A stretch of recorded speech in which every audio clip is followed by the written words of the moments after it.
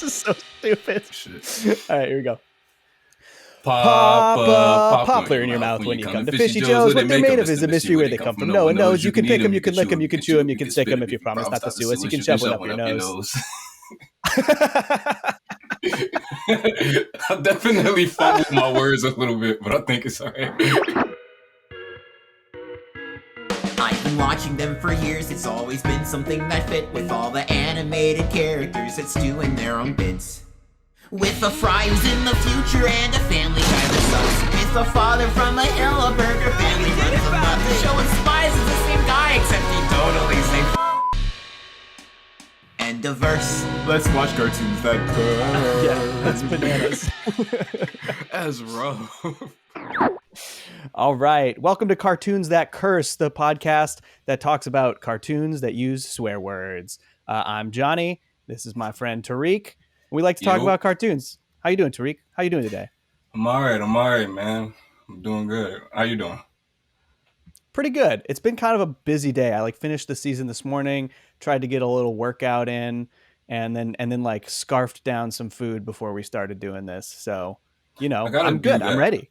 I gotta eat before we pot. That's one thing I haven't mastered yet. Well, you can get it next week. We'll it's all, we're working out the kinks as we go. We got to get into a rhythm. Progress is definitely a work in progress. But I think we got a good baseline. We're starting off strong. So we've been talking about Futurama. I guess that little log line of what our podcast is explains it enough. We talk about cartoons that use curse words, generally like adult animated shows. We've been talking about Futurama. Last week we talked about season 1. This week we're going to talk about season 2. And if you're following along at home, just a heads up for Futurama, we're doing production seasons, not broadcast seasons. So Check the Wikipedia page, follow that list instead of Hulu, because Hulu's in broadcast order, which is all kinds of whack. So, yeah. Yeah, some episodes are switched, and I think the first 4 are just season 1 episodes. It's weird.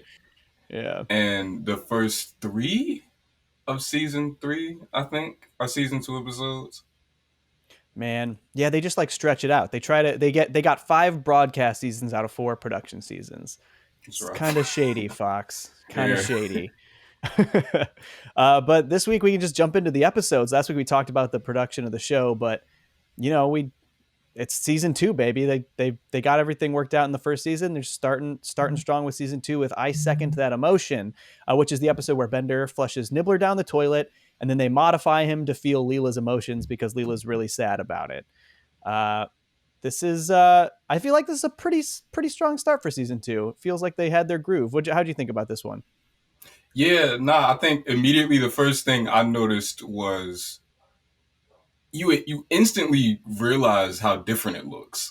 You instantly realize that they figured the models out, and it looks gorgeous. It really, this episode is brilliantly animated, and the rest of them are like that too. It kind of sets the stone for that.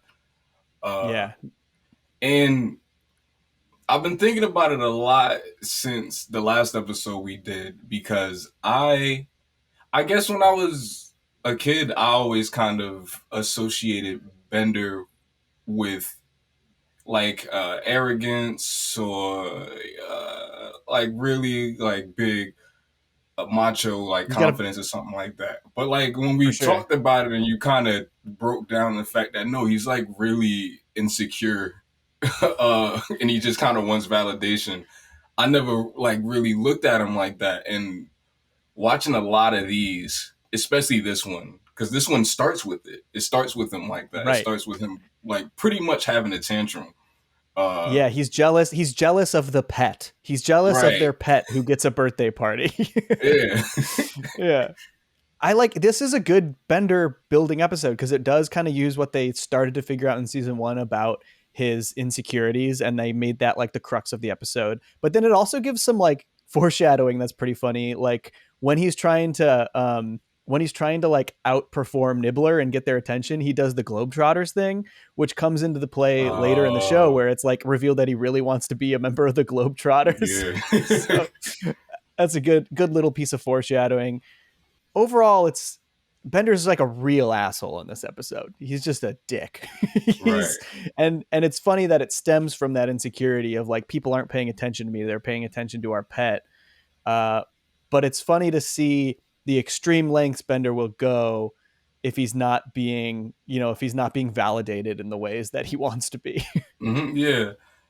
And I think I don't particularly know what they did and how they wrote him, but they wrote him in a way to where like it doesn't piss you off, right? Like it doesn't. He's not like you get why his antics are like upsetting the characters, but it doesn't take you out of the story. You're not wondering like, oh, what is he doing? Why is he doing this? Or something like that. Yeah, you kind of get it. I feel like part of that is also because a lot of his comedy comes from him kind of being an asshole and being kind of just being a self-centered, pompous jerk. And so like you definitely understand like, oh man, this really sucks for Leela, but also I'm laughing at what Bender's doing a lot, right. So yeah.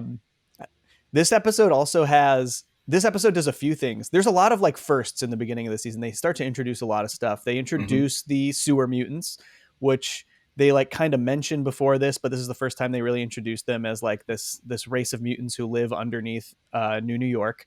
Right. And then while you're I don't know if you knew this or noticed this, but in a group shot when they're down in there, you can see Leela's parents for the first time, which is crazy because this is the first episode of season 2. And if I'm not mistaken, they didn't reveal that until production season 4.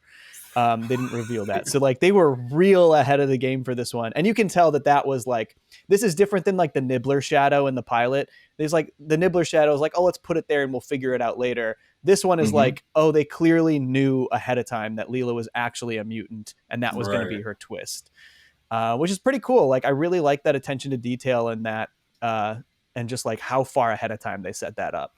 Yeah, they were really in that for like the long haul. Like, you know what I mean? Like, that's just... Think about, like, you would have to design them and, like, stay married to those designs for years before you even, like, implement them. Like, it's really... True. It's crazy.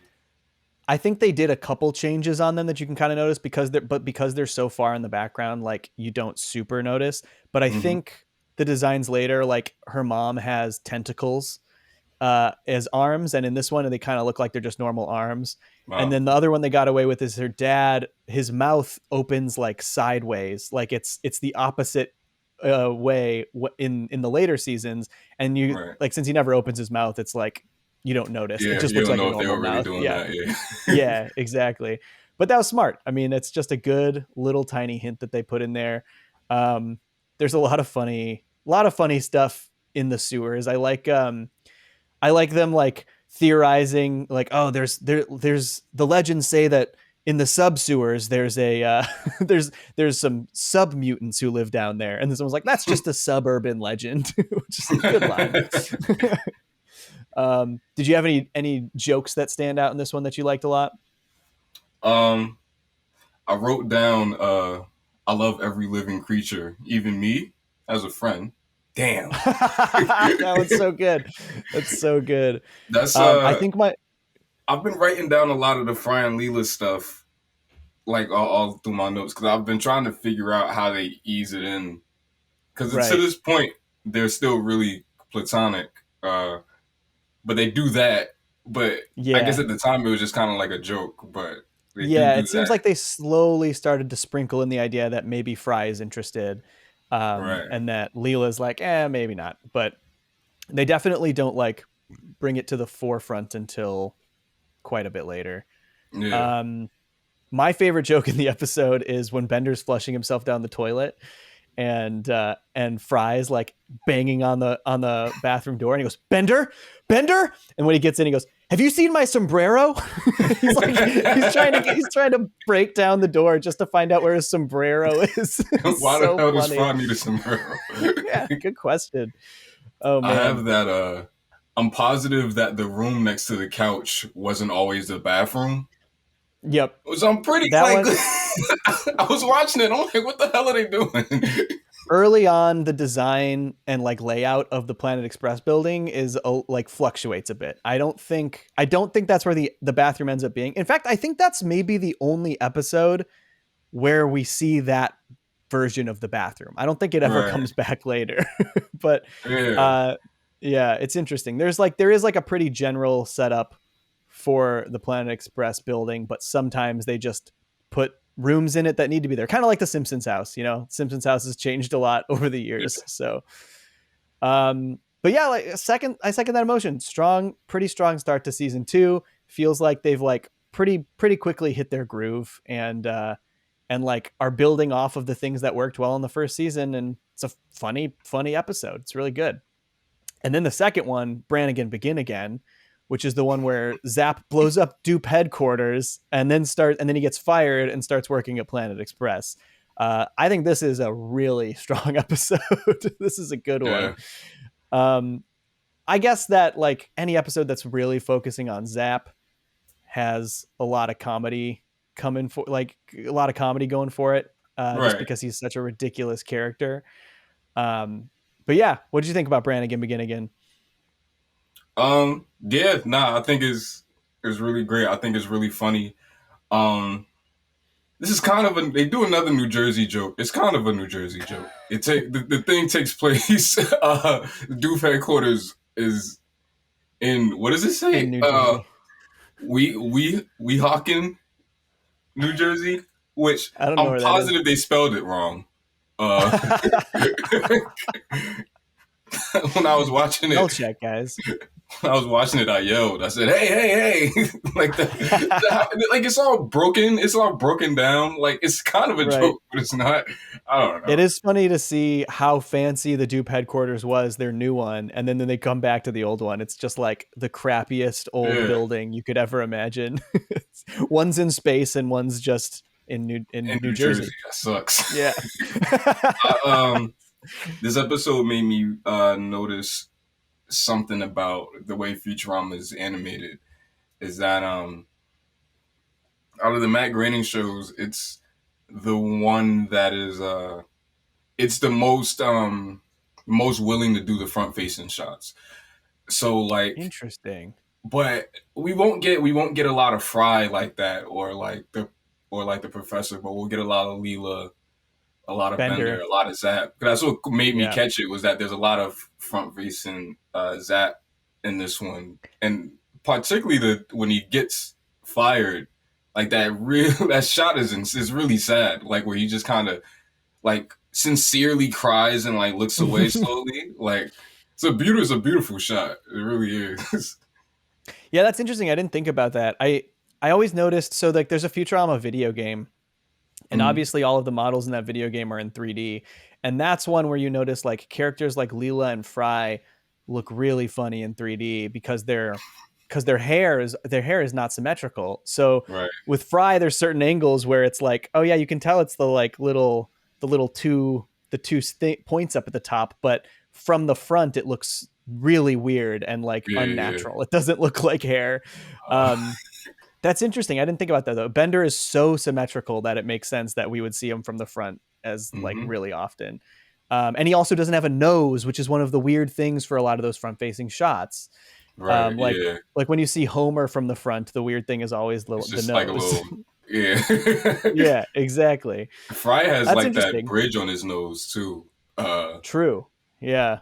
Probably. That's right. This episode has the first appearance of the Amazonians, which come in later. In I season wrote 3. in my notes. Yeah, it's funny. I like that they slowly introduced some of these like different species and then decided to use them again later.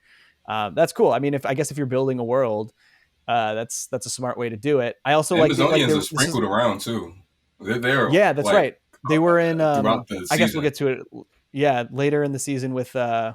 What is it? The Lesser of Two Evils. I think they show up again with the Miss Universe pageant. And this one introduces Dupe, right? There was no Dupe in the first season.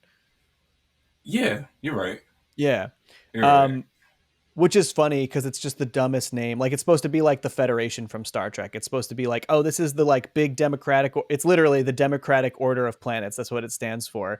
It's supposed to be this cool, big, like galactic government system, and it's called dupe, which is just, I think, and all funny in lowercase general. letters. Yeah, exactly. And then like, got to talk about the neutral planet. Those neutrals, man, those dirty neutrals. They give some of the biggest laughs in the whole damn show. Like, I love all I know is that my gut says maybe. It's just so stupid. And then like when they think the planet's gonna get blown up by Zap, he goes, if I don't make it out alive, tell my wife hello. It's just too good. I kind of wish they had gone harder with the like neutral phrases. They're just so entertaining every time. It's really funny. They're like anti-jokes. Yeah, exactly. This episode also just really highlights how incompetent and stupid Zap is, which I feel like he was stupid and incompetent in the first season, but this one is like, it's a different level when he like blows up the dupe headquarters, you know? Right. Because I think it's, because before it was just kind of, I don't want to say he was a great captain, but it was really just kind of him. This is his personality. He's like kind of like a bumbling asshole, but like that's just kind of. He was incompetent and more. Right. He was like pathetic. It didn't really like have that big effect. He blows it up because he did. Because he must have used the laser, and like the fact that he uses the laser pacifies them for a little bit. Like when the ribbon's cut, they're happy, but it keeps going. Yeah. That's so stupid. Yeah, and then like the whole reason that he's not there to cut the ribbon is because he's basically arrested Leela and Fry and the crew for bringing scissors in and accuses them of like trying to murder the like yarn people of Nylar 4. It's just like every step of the way he's so incompetent, and it leads to one of the dumbest fuck ups we've seen in the show to this point. Although he did get the Titanic sucked into a black hole. That's pretty dumb. So maybe comparable to that. That was him. Yeah. That was him. Oh man. Yeah, but this is a fun episode. And then, you know, obviously like even when he gets hired at Planet Express, he's equally dumb. And of course, Bender and Fry, also being kind of dumb, follow his lead and get them into more dumb trouble. Yeah, and anything else about this episode stand out for you? My favorite joke was when the professor can't remember who Bender is. I've never seen this robot before. It's me, stupid. Bender. Oh yeah, of course. Yeah. So good. I did realize that when they get fired, Kip doesn't have his gloves on, which is a thing that they use later. Oh, that's right. You're right. It's in when he gets pregnant. That's how he gets pregnant. Right. So that's a little inconsistency there. It was like part of his uniform in this episode, but really it's so that he doesn't get pregnant. Yeah. It's like when the Simpsons can't decide whether or not they want to take Krusty's makeup off. Right. Sometimes it's his skin color and sometimes it's makeup. Like it's weird. Yeah. That's also another thing I meant to mention is that one of the things that really shows how big of an asshole Zap is that he just takes Kif down with him. Like Kif's totally fine and like there's nothing, he hasn't done anything wrong, and he's just like, it was mostly Kif's idea. And so he gets fired too. It's such a bummer. Poor Kif. No, Zap sucks. Yeah, Zap sucks. He's funny though, you know.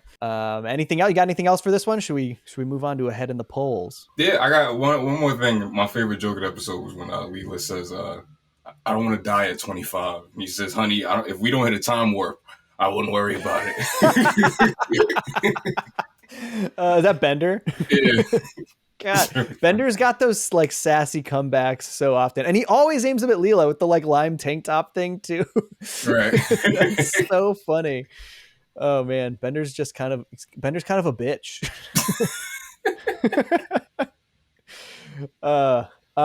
This next episode is really good too. Ahead in the Polls. This is the one where Bender sells his body because titanium prices skyrocket, and then Nixon runs for president of Earth. And Nixon is like such a funny character. Yeah. I love Billy West's Nixon impression. And like my favorite thing about Nixon in this show is, which is not like a thing that he did in real life, but the way that Billy West's version goes, "Aroo," so stupid because it's not a thing he did, but when you do it, you're like, "Oh, that's Nixon." Like that just Right, that yeah. is Nixon. To me, that's Nixon. Man, what a silly thing.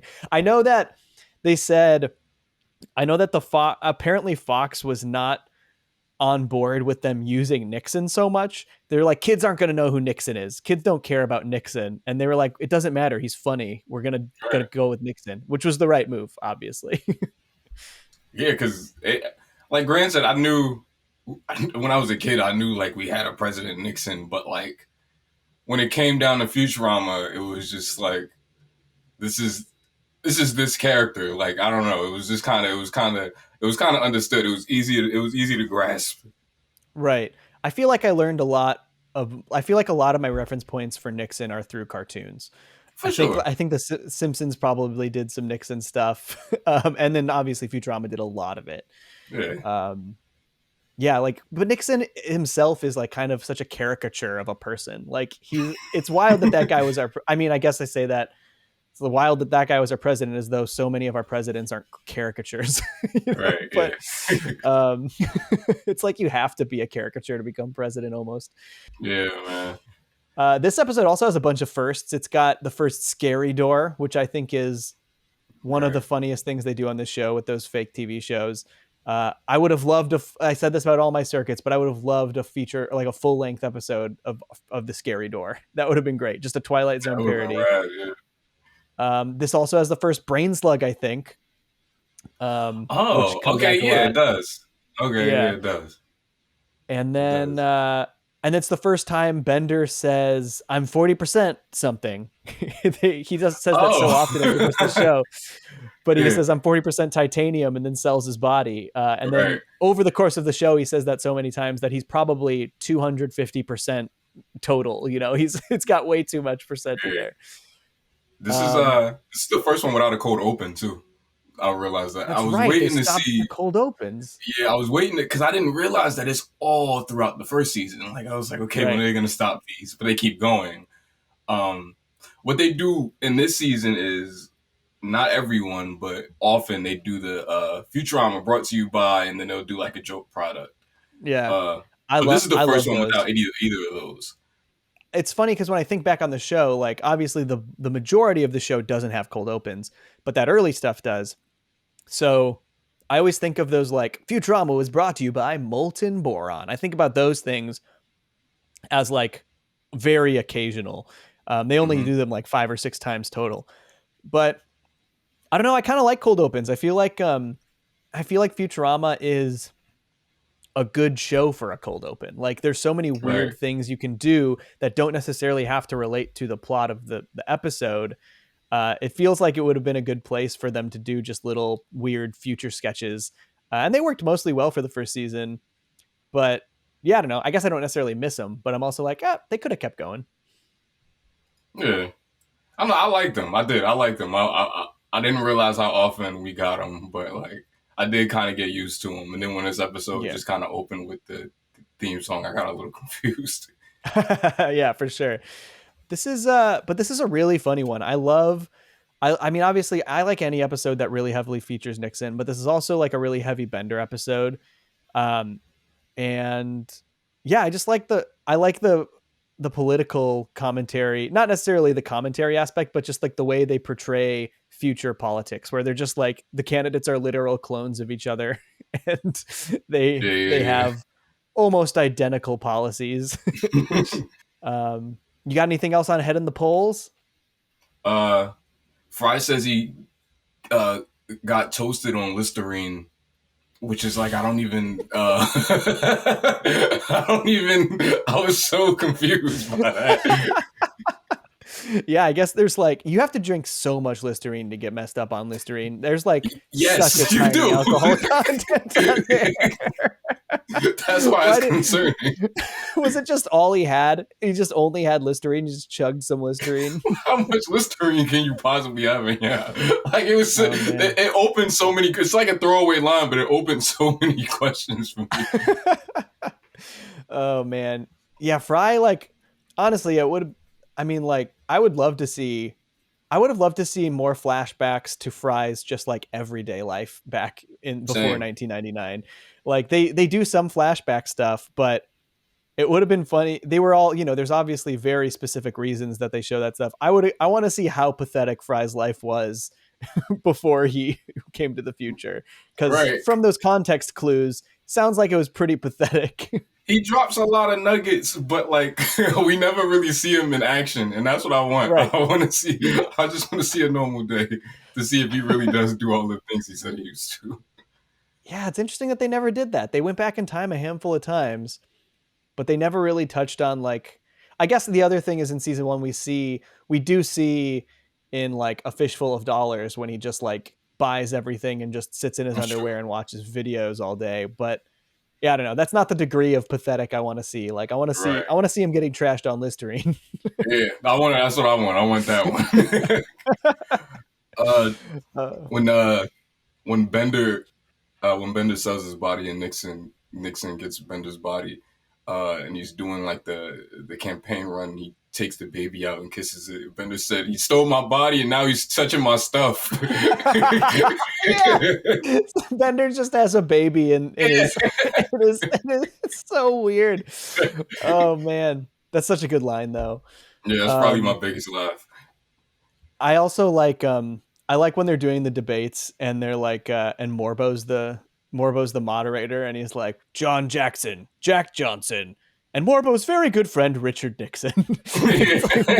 Morbo's just good friends with them, and yeah, it's a good episode. And then like the big reveal at the end that he gets that giant robot body, and and he has literally 0 votes until the robots vote for him.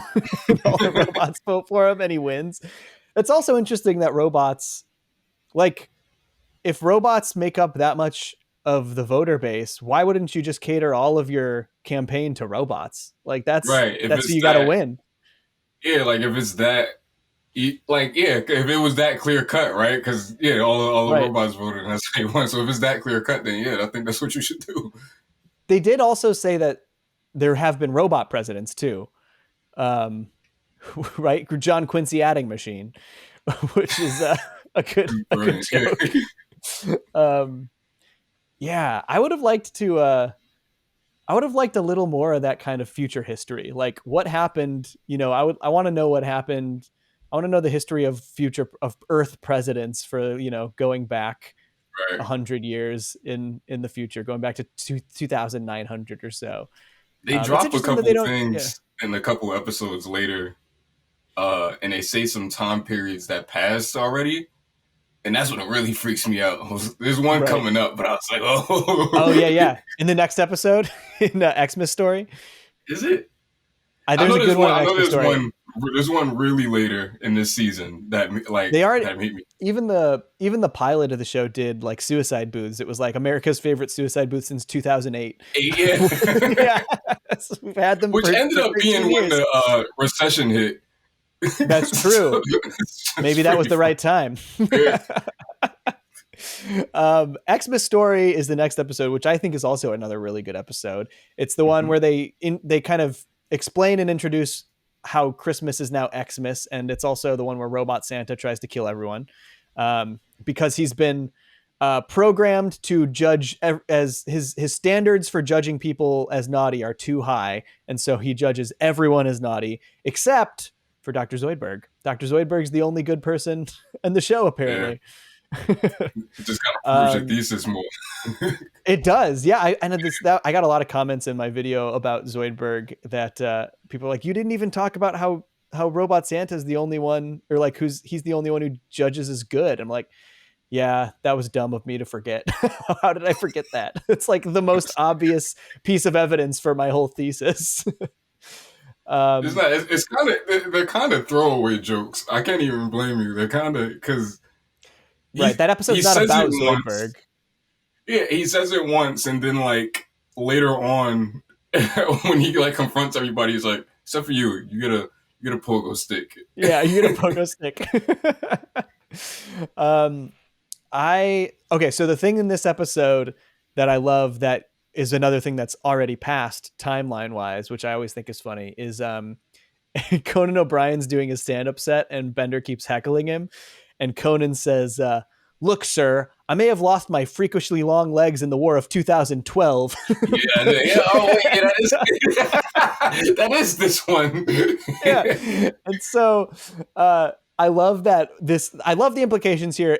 Like that at this point they were going to imply there was going to be a big war in 2012, and also that Conan O'Brien fought in it for some reason.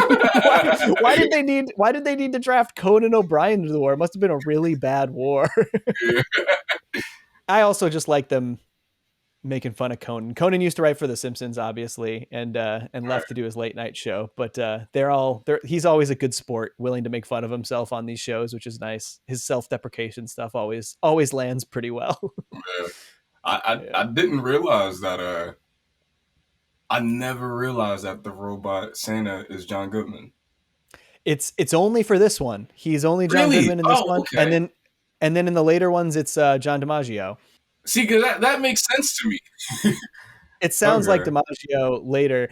They just couldn't get Goodman back. They just couldn't schedule. It wasn't that they couldn't get him; is that the schedules didn't line up. So, but DiMaggio does a great Robot Santa too. So they just kept him going for that. Okay. This is probably their biggest guest star up until this point, right? John Goodman, who's been bigger. Have they even had any other guest stars at this point? Conan. Yeah, in the same episode, Conan and John Goodman, they get their two biggest guest stars. Right. This is a fun one. I like the Xmas like lore. I like that like it's Xmas is different though. Although one thing I always noticed is that like they make the whole joke about how pine trees are extinct, so now they do palm trees. But like when they're skiing, there are a lot of trees that look like pine trees, like, which is earlier in that same episode. And I don't know, maybe they aren't actually pine trees, but you could probably find a tree that looks closer to a pine tree than a palm tree.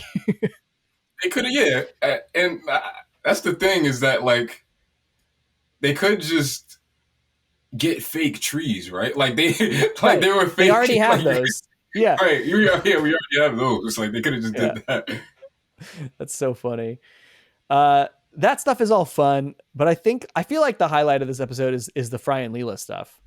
I feel like this is a really big turning point for like their potential relationship, because it's still their connection in this one still ultimately is platonic, but it's so strong that it like you can kind of see where this is starting to turn into maybe something romantic, because they do the thing again where they almost kiss and then don't, like they did in the Titanic episode, but they explain it away as like, oh, they were about to die. So they thought they were going to die.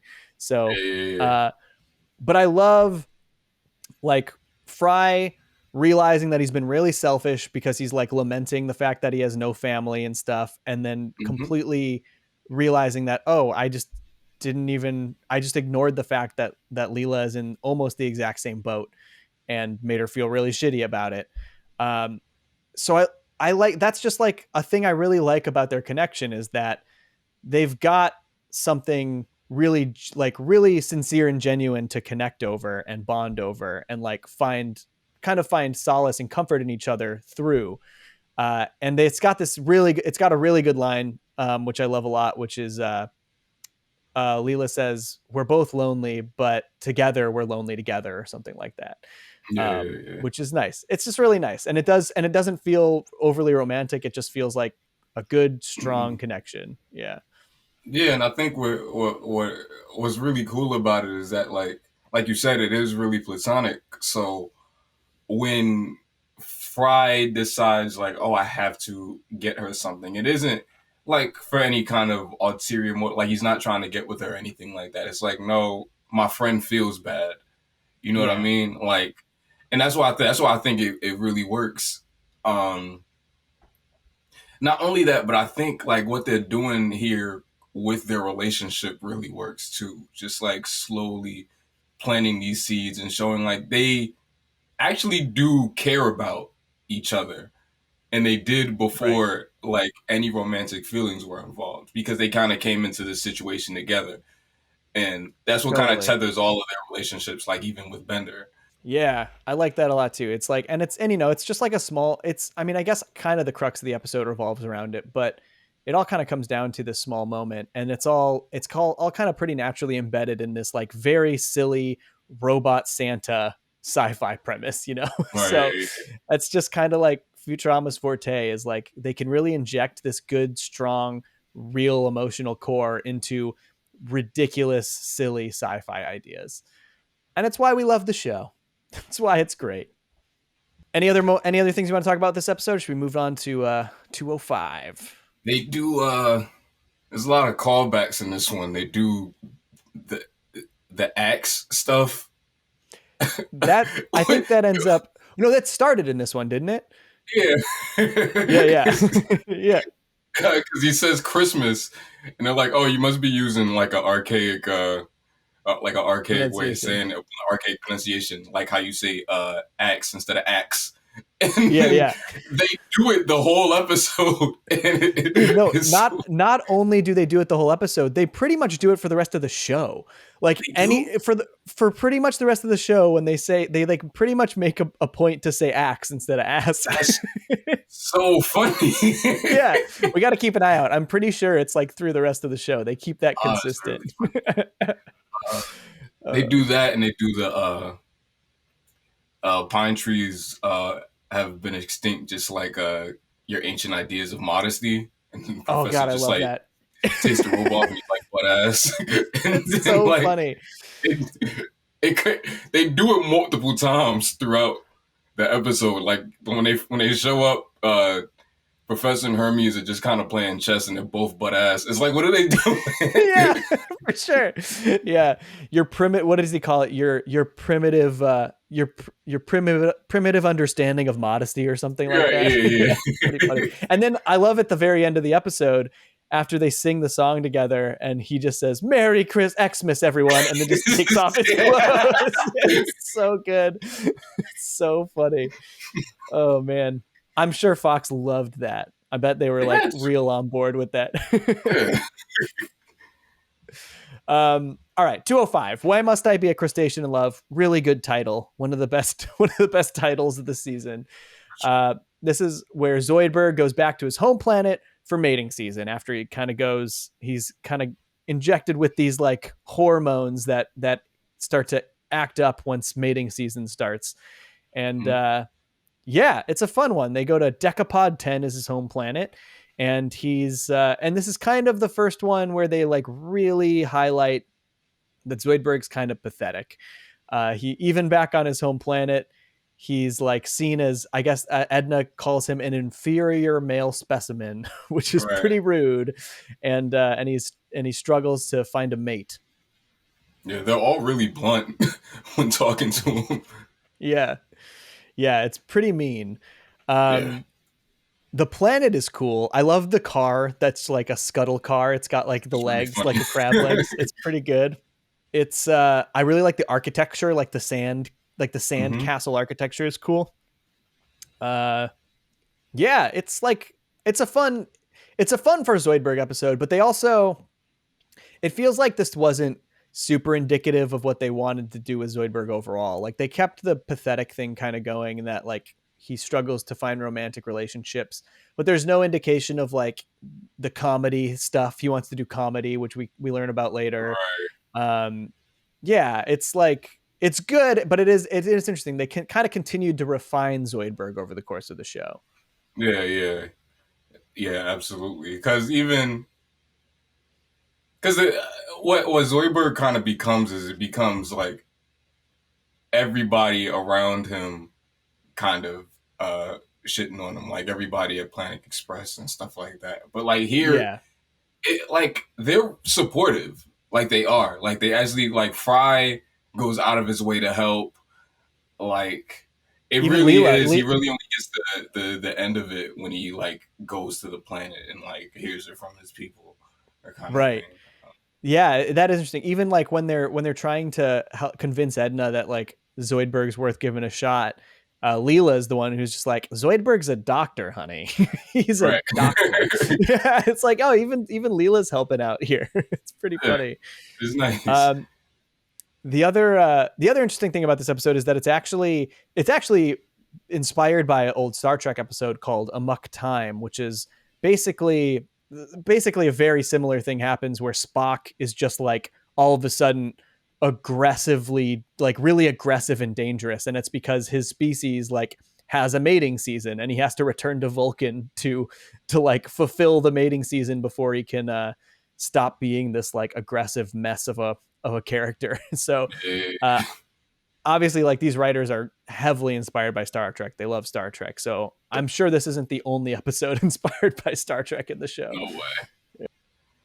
All right. 206, Lesser of Two Evils. This is the one where they basically crash.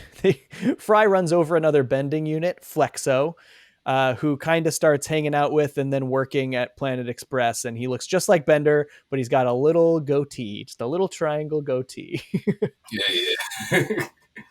And it's just like double the Bender, which is fun. You got Bender and then also another Bender who like they're working off each other and being real assholes together. So, you know, it's funny. It's a funny episode.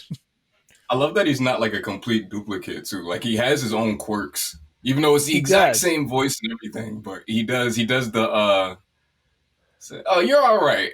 Like, you know, he does that constantly. He does have his own like little quirks about him. That's true. It's like, oh no, you're a wonderful man.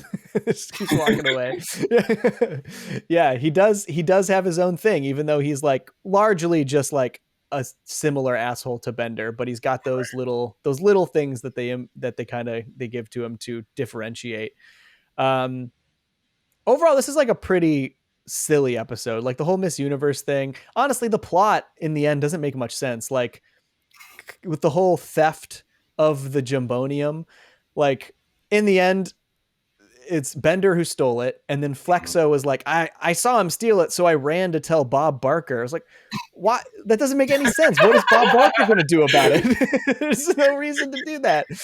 And ultimately, it's just like for the reveal that Bender is truly the evil one, and so it's like not that big a deal. It still works. It is funny, but like that was a bad plan, Flexo. That didn't make any sense. Right? Yeah, it's kind of stupid. Yeah, just tell Leela and Fry that their friend has the Jumbonium. Like that's it. That's all you got to do. This one has, I think these are my biggest laughs of the season, honestly. There's a lot of like bait and switches and stuff like that. I legitimately didn't remember this one being as funny as it was. And they do all of that 2000 stuff, but like it's like weirdly generalized. Like this obviously some of these people weren't alive in 2000. Like right. I don't know. Yeah, for sure. Pastorama. I liked the assembly line, which was just like robots with like cave sticks. It's so weird. Clubs. They do that the cop department thing in the opening. It's like cops. They do like the cops parody. Oh, that's right. In the cop department. Yeah, that's really that's good. Right. That was pretty funny too. I like that one. I also there's a few jokes that I wrote down for this one that I really liked. I really like this is just Fry being dumb, but I like if I ever want to go back to the year 2000, I'll just freeze myself again. I wrote that too. So stupid. Fry just fundamentally misunderstanding why he's in the future. Like, thinks freezing is time travel. So this one has what I wrote. Save it for the cross burning Adolf, which is like insane. Like, why does he say that? Yeah, man. And it's where the squint comes from. The squint. That's right. The meme. Yeah. That's right. That's probably been used more times than this episode's ever been watched by anyone. You know, like parts of this show live on through memes and are more recognizable through those memes than they are as the show itself, which is funny. But that is a great meme. I use it a lot, to be honest. Oh yeah, Yeah. it's such a funny drawing to Fry. It's a really good seeing reaction. it in the episode was kind of like an out of body experience. Like I wasn't expecting it at all. Yeah, for sure.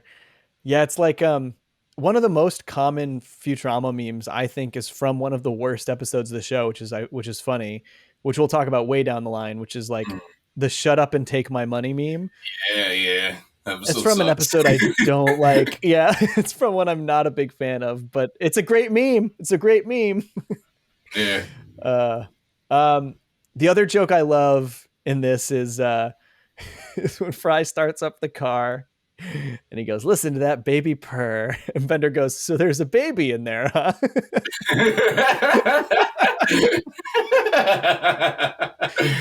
So stupid. Yeah, this is fun though. They set up Flexo. Flexo comes back later. There's a lot of cool aliens at the Miss Universe pageant. Bob Barker is a good guest star. I guess that's the next biggest guest star. So now we've got Cohen, John Goodman, and Bob Barker as our 3 guest stars for the season. Right. Yeah. And he's it's a fun he doesn't want to be there. Well, like not him actually, but like his character just really doesn't want to be there. Yeah, for sure. I like when he asks, "Do you know how much that atom was worth?" And then they all guess, and it makes it a Price is Right game. Like, you were the closest without going over. It's a good joke. Oh man. All right, let's move on. Let's move on to 207. Put Your Head on My Shoulders, which is the one where Fry and Amy start dating, and then after Fry breaks up with Amy, they get in a car crash, and his head is surgically attached to Amy's body until his body can be repaired, which is a funny, like sci-fi escalation of like pretty sitcom scenario. Like, I feel like if you break this down, it's like the sitcom scenario is 2 coworkers started dating and then they break up and they have to spend time with each other still because they're coworkers, and that's awkward. But they take it to the next degree by being like, "Oh yeah, and your head is attached to her too. You will have to be with her all of the time." Yeah. Yeah, it's funny. And this also has some good laughs in this episode too. Yeah, no, this was a favorite of mine when I was a kid, I remember. Yeah. And it is still really funny. It is the first time Fry asks Leela out. That's right. Because he's just kind of like, "Well, we're both gonna be lonely on Valentine's Day." She's like, "What makes you think that?" Right. And he's like, "So, 8." That's a good joke. That's right. So this is like the first real time. Like, there's those hints throughout the first half of the season, and there's those couple hints in the first season that are kind of there. But this is the first time where it's like outright Fry wants to go out with Leela. That's the very first time. And then they also kind of use that because once he starts dating Amy, you see a little hint of jealousy from Leela too. So they kind of start to sprinkle in that, like, oh, maybe Leela does kind of like Fry, even though up till this point it's pretty much been platonic. Okay, I'm trying to explain this. I wrote Fry has no wiener with 4 exclamation points, but I think I know why I wrote that. Because when Zoidberg fixes him up, he says, "Yeah, everything's fine. I just couldn't find your dorsal fin." And he's like, "Can I live without it?" He's like, "You call that living?" You call that living, right? Oh no! Do you think that's a wiener joke, or do you think it's just a Zoidberg not knowing human anatomy joke? Yeah. There's oh man, we'll talk about this one later too, but there's kind of a similar Zoidberg joke like that with in Bender's Big Score with Hermes. There's some weird body humor in that one for sure. Oh, your tail is wagging. Yeah. Oh man. Okay, so one of the things I loved in this episode was the car salesman, and I just wrote down Thunder Cougar Falconbird. the name of the car being the Thunder Cougar Falconbird. It's so stupid, but it's so funny because like it's also like what car names sound like. Like this is a car and you're naming it after like some like mythical creature or something. It's a pretty awesome name. That's good marketing. This also, I guess, is the first time that they like super highlight how rich Amy is. Like they kind of hinted at it with A Flight to Remember with her parents and like Mars University there being like a sorority named after her. Right. But this is the first time where it's like she's spending all of her lots of money, and they specifically say like my parents are very rich, and she spends way too much money on the car. She keeps going up too until the damn robot's head explodes. Yeah, which is great. They call that back later because they bring him in. There's a great episode in season 3 where they're in the robot insane asylum, and he's in there because he can't stop exploding. Funny. Yeah, it's so good. I also love in the car, like when they run out of gas on Venus or whatever, they keep like escalating the things that they can do in the car. They're driving down. He's like, yeah, who wants Pop-Tarts? I wrote down who wants Pop-Tarts. It's so good. Oh man. And then at the end of the episode, like, even though actually, you know what? Okay, I want to talk about this. I love that Fry freaks out about the relationship just because Amy says, I'm really enjoying hanging out with you. Like, like his eyes and his smile disappears, and he just like, for some reason he considers that smothering. It's like, what did you guys think you were doing? It's literally like, it's like what normally that reaction would come if like Amy would have said like I love you, and he's like, oh, this is too much, we're moving too fast. But he just says I'm enjoying hanging out with you, and he's like, oh, what we're hanging out now, this is too much. She's smothering me. Just Fry, you're overreacting. Am I? And he shouts and it echoes. That's a good one. And then I like the end where Leela kind of comes to save Fry a little bit. He's having a bad time. He's going to have to participate in Amy's after dinner date with her Valentine's date. Yeah. Leela comes to save the day, which is sweet because she didn't have to do that. She just helping Fry out. Yeah, it's really sweet. All right, let's do 208. 208 is Raging Bender. Raging Bender is the episode where Bender becomes a pro wrestler. This episode has a lot of funny stuff, and I think it also has the one thing that maybe holds up the worst in all of Futurama, which is Bender the gender bender persona as the wrestler, which like it's just filled with like jokes that people wouldn't consider making today, and they don't really hold up. It's not those parts aren't very funny. Ultimately, it ends up being a pretty small part of the episode, but it is kind of like, oh, like this isn't very good. But I do like all the pro wrestling stuff. Like the parodying of pro wrestling overall is fun. Like the different wrestlers are really funny.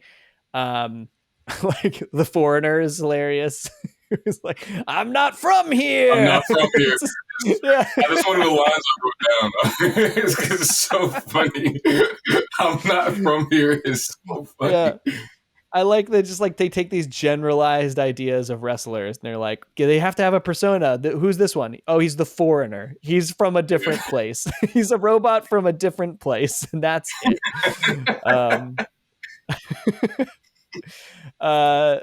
I also like that this is kind of the first episode where they really start to like portray Leela as a real badass. Like she's always been competent and impressive, but this is the first one where they're like, oh, she can fight and is really cool. Like she's like real strong, badass character. Yeah. And it's all framed around like framed through this like kind of Karate Kid subplot with her sensei being like a real misogynistic asshole to her and just telling her women can't fight, and she clearly can kick everyone's ass there. Which I guess is like ultimately kind of character building for Leela. It's like shows that, you know, Leela is a super capable person, and you know, obviously being told you can't do something is going to drive someone to continue to be really self-reliant and self-sufficient, and that's like very much Leela. She doesn't need anyone. She can, you know, do it on her own. Right. Yeah, I don't know. I was trying to just figure out how I felt about when we got to that part that was like that like didn't age well. It felt like they were trying to do some kind of thing thematically where it's like, oh, they're doing something with gender with Bender, and you have Leela Right. over here, who was scrutinized just because she was a woman. It felt like they were trying to do that and kind of unify them in that way. And I don't know. I felt like it was a But it's, weird yeah. it was a weird beat story wise, and it kind of trips up a bit because it makes you not understand whose story this is supposed to be. Like, is this supposed to be Bender or Leela's? Because I guess Bender technically Right. is learning a lesson, but Leela's the one proving herself. So it's kind of, I don't know. It's really, It doesn't feel like those two stories where they're doing this like gender bender thing, and then this like story of Leela's struggles as a woman trying to succeed in like the martial arts stuff. It doesn't ever feel like those themes or stories properly integrate into each other.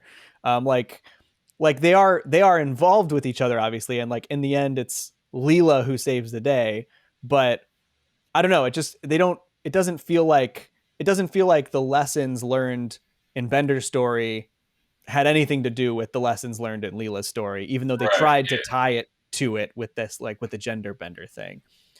right.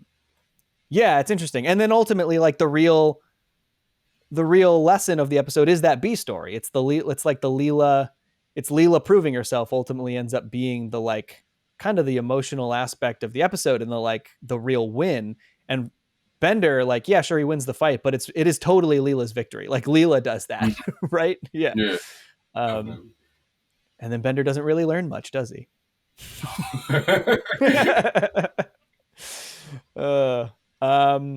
There's that good Mystery Science Theater 3000 reference. Want to shout that out Right.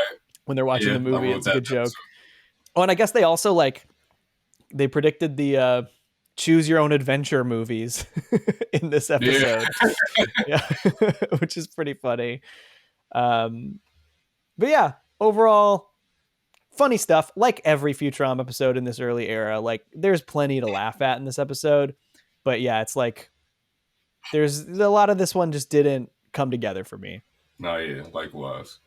Well, let's move on to A Bicyclops Built for Two, which is where Leela goes back to her home planet, quote unquote, where she finds her, discovers her, what we think is her home planet and her species through the internet. They meet him on the internet, Alcazar. This is a good episode. This episode was nominated for an Annie. It's a really good, just like Leela character building episode. And it's like it's an interesting sci-fi story. It's especially with like the ultimate twist in the end. How do you like this episode? I know you're a fan of this one, yeah? Yeah, no, this is always one of my favorite ones of the whole show. I always thought it was.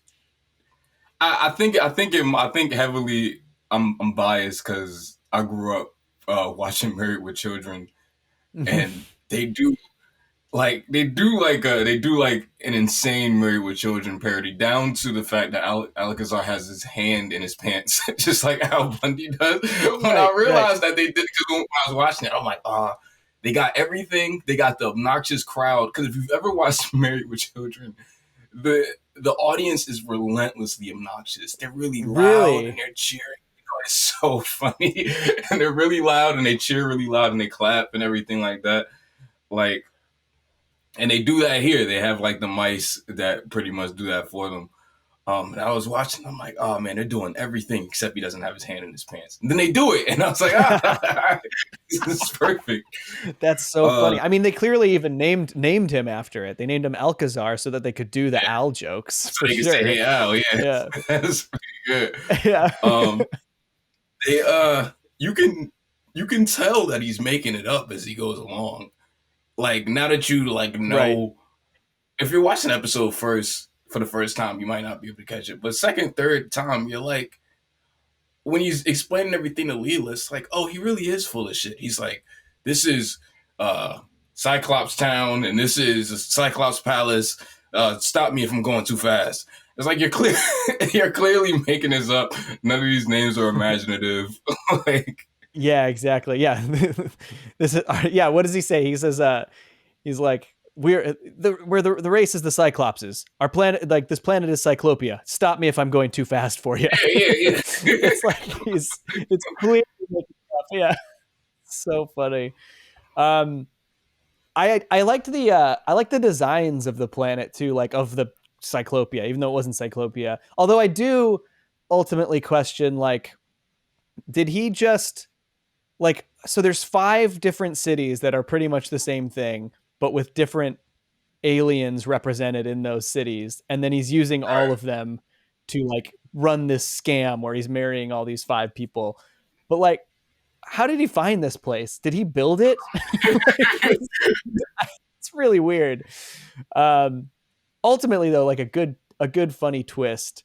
And I liked the sequence where he's like transforming between all the different creatures, and still trying to keep up the grift even though he's been caught red-handed.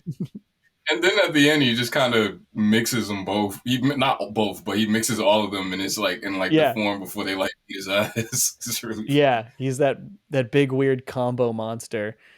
Yeah. Oh, and then what's his real form? He's just like a grasshopper, isn't he? Right. Yeah. He looks like Barney. He looks like Barney from The Simpsons. He looks like Barney. Oh my God! You know what I just remembered? One of my favorite lines. Actually, it's just kind of like a little professorism.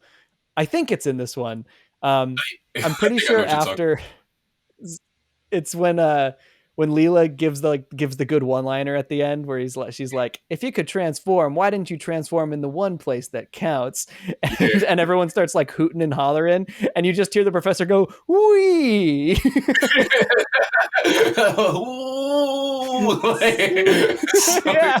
Yeah, exactly.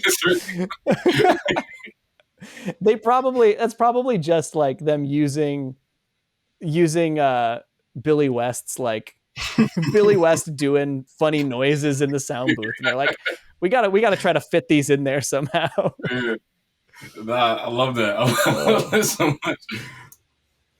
Hermes limbos when they're in the internet, when they're fighting all those ads, he like leans back and then ad swaps. I don't think I noticed that. Yeah, I do like that. Oh, they're really planting all these seeds. Look at that. I really liked how they portrayed the internet. And I liked how they portrayed the ads as like literally attacking people, which was, I mean, clearly this was like written in the early 2000s, but I think it like holds up. Like, obviously they're going into chat rooms, which like aren't a thing anymore. You know what I mean? Like chat rooms aren't a part of the internet anymore, but it's funny how they had those things evolve into like a real physical space. And yeah, it was fun. I also like the color palettes of the internet. It's like, got some, yeah.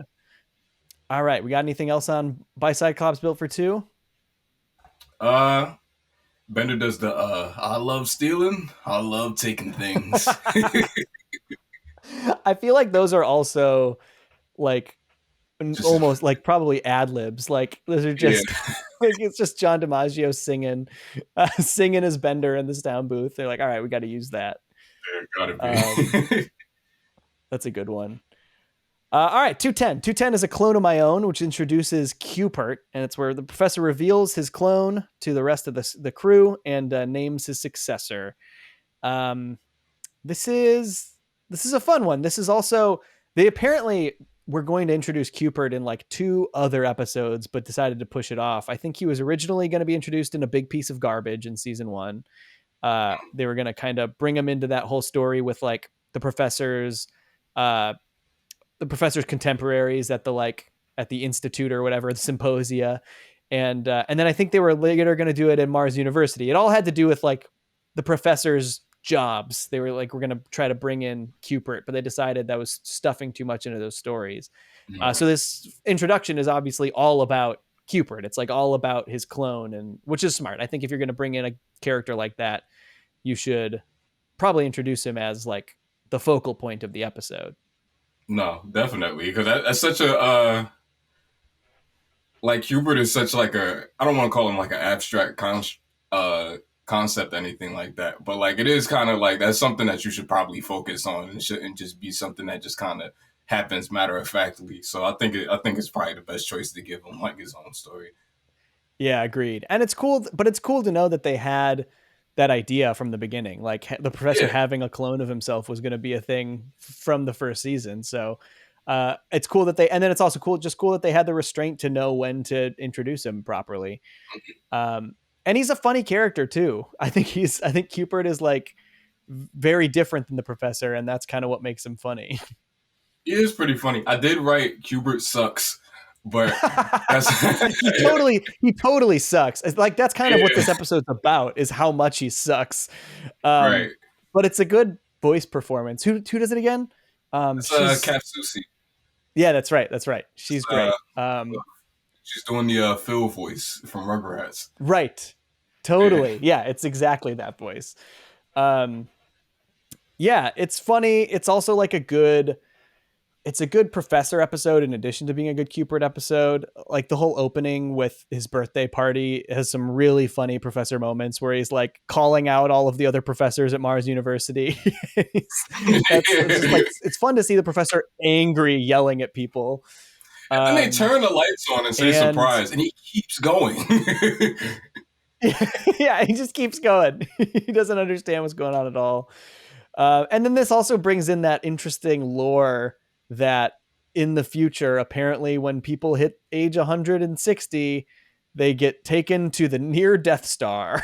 They get taken to this whole thing where they basically are put in a virtual retirement home, which is an interesting premise, but also raises a lot of questions. Like, one, where did this come from? Who created it? Like, who decided this? Two, it seemingly was only humans. There's not other species that get taken to this thing either. Right. But ultimately, like, those are nitpicky things. It's like, it's still a pretty funny concept. But this is, I think, the first Death Star shaped thing. Which I know you're not a big Star Wars guy, but the Death Star is a Star Wars thing. And they have, over the course of the show, like a ton of Death Stars. Like there's so many things that end up just being the shape or size of the Death Star for different reasons. And this was the first one. And they call it the near Death Star. Fitting. It's pretty funny. Yeah. They say when they're talking about professors, when they in the little documentary, they say Hell's Laboratory, and I didn't catch that years ago, but I caught it now. And I thought that was pretty funny. Yeah, Hell's. And I think the professors. Sorry, go ahead. I think that making Bender the MC at any event like that is probably the best way to go, right? Like I think that was a pretty good decision that they made. Yeah, for sure. He was very funny in those scenes. Talking about the professor's oldest friend, a grotesque stinking lobster. Overall, though, like, I guess I do like the dumb future pseudoscience in this, like with the explanation that the ship is actually moving the universe around it, which is just stupid and doesn't make any sense. But it's also funny because, like, I like that the professor is such a mad scientist that, like, his inventions don't follow the actual laws of physics, like they can just do whatever they want and then have fun, silly explanations for them, even though they go to like great lengths over the course of the show to try and make things accurate scientifically. There's also just stuff like this where they're like, this is dumb and we're just going to make it work like magic. So they also say French is dead. That's right. It only translates like some like old archaic language, and then it just says bonjour. Yeah. It's a great gag. I'm curious, I wonder if they kept that up. I wonder if there's no French over the course of the rest of the show. We should try to keep an ear out for that. Yeah. Sometimes they set those things up and they don't follow through perfectly, but that's I wrote, "I'm so bad at this," and I don't remember whose quote that is. I don't remember either. I feel like that might be a joke or something. I don't remember whose quote that is. You're just talking. You were just writing yourself a note. Like, I'm really bad at taking notes. Yeah, I'm really bad at notes. This podcasting, I don't know. I'm really bad at watching Futurama. That's okay. We only got 2 more weeks for now. We'll jump back into it after that. All right. Well, I feel like that's enough for a clone of my own. But the next episode is an all timer, in my opinion, is how Hermes requisitioned his groove back. In this episode, Hermes has a breakdown and then is replaced by a different bureaucrat who's more difficult to work with at Planet Express. I think this episode is so funny all around. I think it's such a good character, or such a good episode all around, and then it culminates in that great song. This is just I think was definitely up there, one of my favorites this season. How do you feel about this one? Yeah, this was always one that I always remember, and partially it's because of the song, but I always remembered it being like really fun, really funny. The episode is less about Hermes than I remember. Yeah, because he kind of gets pushed to the B story while he's gone. Right. Yeah, and I wasn't expecting that. Like, I do remember the stuff with Fry and what's her name? Morgan. The woman that replaces Hermes. Yeah, Morgan. I think her name's Morgan. I don't remember her last name. Morgan. Yeah, so I remember all their stuff, but like I didn't realize that like that's kind of what the episode's about. Like Hermes kind of takes the back seat when they kind of just ship him off to the spa. Right. So here's my argument for why, even though he does get pushed to the B story, it does still kind of ultimately end up being a Hermes episode. And so one is like, obviously the setup is all about Hermes. And then also the B story is Hermes like rediscovering his love of organization. But I also think that because Planet Express falls into such disrepair without Hermes, even with a like higher ranked bureaucrat, in a way that's kind of character building for Hermes, is that like he can manage these weird people very effectively. Right. And like throughout the whole episode, we see Morgan changing everything up at Planet Express. Like, oh, Bender's in charge of the professor, and like Fry's now the executive delivery boy, and like Leela's not the captain anymore, and everything is like a mess. Everything's a real mess. And so in a way it like kind of does highlight how important Hermes is to Planet Express. And so I feel like that's actually kind of impressive. Like they made it a pro Hermes story with Hermes not being at the front of it, which is kind of cool. Mm-hmm. Yeah, I do agree. I do think it does a good job like establishing Hermes' importance to the crew. And I think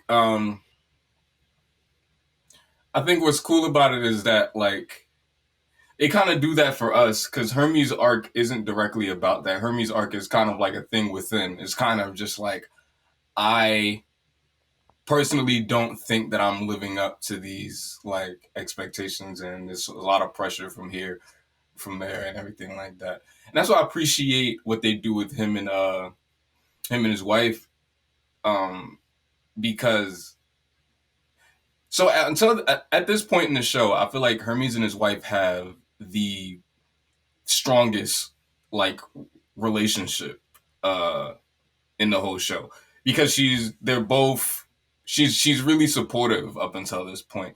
And you almost forget that that's how she was written at first, because that's why I say they're only like this up until this point in the show, because once Barbados Slim kind of shows up, that's right, then like that's she kind of, her thing kind of becomes oh, get it together before I leave you. That's true. I didn't really ever think about that. She's very supportive early on, and then like I'm trying to remember if that super comes into play in this original run. It's a real focus of that first straight to DVD movie. That's like a huge part of that movie, is like her like being like, Hermes, you're not living up to my expectations. And right, yeah, that's interesting. That's a good point. I didn't think about that much. I've watched the show a lot of times. I didn't think about that. Because I feel like if they were to do this a little later, like Hermes, like she helps Hermes a lot. Like she's the one that's just like, no, Hermes, you could run this place. You can tell them what to do. Like she right puts that into him. But I feel like if they did this later, it wouldn't have went like that. I feel like Hermes probably would have made himself. He would have picked himself up because he saw that she wasn't feeling it or something like that. Like that. That's kind of I feel like how they would have went about it if this was later. But yeah, I feel you there. The song at the end is amazing. One of my favorite songs in the whole show. Yeah, it's really good. Like it's basically it's like Hermes' backstory in a song, and it's also catchy as hell, and has a lot of good jokes in it. And it's fun. It's just such a fun sequence. Like the animation in the sequence is really good. The whole like the framing of it and the like the blocking of all of the stuff that he's organizing is cool. Yeah, great episode. You got any other thoughts on the end or any other jokes you liked in this one? Nah, yeah, just the song has a lot of like my favorite bits. It has the they said I probably shouldn't fly with just one eye, which is like I've always thought about that. I always thought it was like, and I like that they address it several times in this season. Like everybody's like, you have no depth perception. Yeah, you only have one eye. There's no depth perception there. But she's still a good captain. You know, we stand Captain Leela. But yeah, that's funny. it's a good one. Oh, and then like Fry or Bender being like Bender losing his personality was pretty interesting. I guess if you take out that personality from any bending unit, they just say, "I am Bender. Please insert girder." They're all about and bending then when they girders. fixed it, he said, "Please insert liquor," which is really funny. I always thought that was really yeah, it's perfect. Oh, it's good stuff. All right, let's move on to 212, the Deep South. This episode is when the crew gets pulled underwater while fishing, and they discover the lost city of Atlanta, which is a good joke, I think. Yeah. That reveal is really funny, where it's just like, oh, obviously it's going to be Atlantis, and it's Atlanta, the actual city in Georgia. Let's see. What do I like about this episode? I love Leela's obsession with ocean madness. I think it's so stupid how she's just like, it's ocean madness, all right. She's got all these millions of names for it, and the whole crew is just over it. They're just like, there's a scene where she keeps running down all the different ocean madnesses, and they just walk away, walk out of the room while she's still saying them. Yeah. Yeah, this is a good one. What how do you feel about the Deep South? This one has two things. This one has my favorite joke in the history of Futurama with where like they're watching the documentary about what happened to Atlanta, and they're like saying all of these. Pretty much the thing is that like a bunch of important figures get on the boat to kind of escape like the city sinking, and it's like Ted Turner, like it's like all of these people. And then they just kind of say the magician, and then they just keep naming people, and then it moves on. So you're just like, what? And it keeps going, and they finish the film, and then when the film cuts off, Leela's like, the magician. It's like a minute later. It takes so good. Long. It makes me laugh every time. It's so good because like like anytime anyone's watching it. Like when they get to the magician, everyone who watching it is just saying the magician, and then you kind of forget about it, and then as soon as it's over, they just say the thing that you thought a minute later. It's a great it's a joke that like predicts your response to it, and then calls back to the response that it predicted you had. It's really funny. So this one has joke. That. But it also has, this is the first, it's not the first, but like, there was a time in this episode where like, it got like a really big audible reaction out of me. Cause it like, I don't want to say it freaked me out, but I wasn't expecting it when they say that Fry is going to stay, with the mermaid, and then Hermes goes, that poor demented honky. And I said, what? I couldn't believe, like, I wasn't expecting that. I wonder how many times Hermes says honky over the course of the show. Is it just one? There's no way. There's no way he says it more than one. We're gonna have to keep an ear out. We're gonna have to see if there's any more. We gotta put the honky meter in the corner. Yeah. That'd be funny if we started that now and it just stayed at 1 for the whole show. But we kept it up every episode. On the whole